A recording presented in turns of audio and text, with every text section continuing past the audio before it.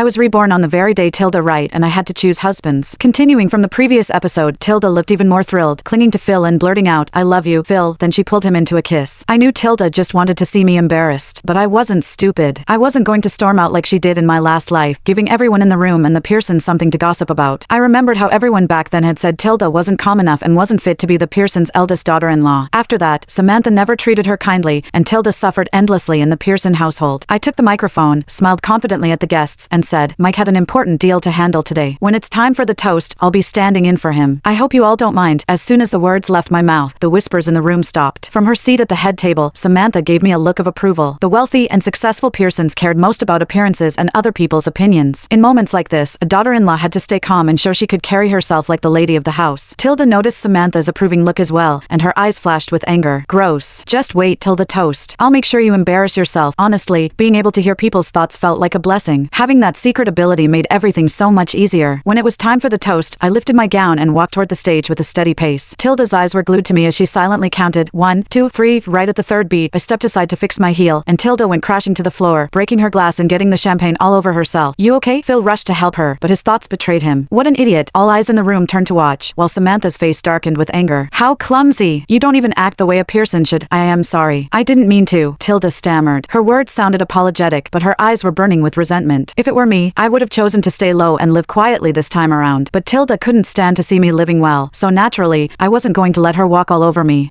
Because of Tilda's blunder, the wedding ended quickly. From start to finish, Samantha never gave Tilda a pleasant look, but when she looked at me, her eyes were warm with approval. She even took my hand and said, "I'll make sure Mike comes home tonight to keep you company and make it up to you." And sure enough, Mike really did come home that night. He walked in while loosening his tie, looking completely drained. I hurried over to grab his clothes for him. "You must be exhausted today." He just gave me a glance and didn't respond. In my past life, the servants had whispered that Mike didn't even come home on his wedding night. Tilda had waited in the room all by herself, becoming the butt of everyone's jokes. When she tried to complain to Samantha, she only got scolded. Samantha told her it was her own fault that she couldn't win a man's heart. While Mike was showering, I set up the room. I laid up fresh sheets on the bed, poured him a drink, and tidied up the couch so I could sleep there. When he came out and saw the arrangement, a flicker of surprise crossed his eyes. I quickly explained, "You can sleep on the bed. I'll take the couch." He narrowed his eyes at me. "Is this your way of playing hard to get?" He was draped in just a robe, his chest partly exposed, with water droplets still clinging to his skin. He looked, well, I couldn't deny that his body was impressive. I quickly averted my gaze. "No, I'm not playing hard to get. We don't really know each other, so sleeping in the same bed would just feel awkward for both of us. And, if possible, I'd like to make a deal with you." His brow lifted. "What kind of deal?"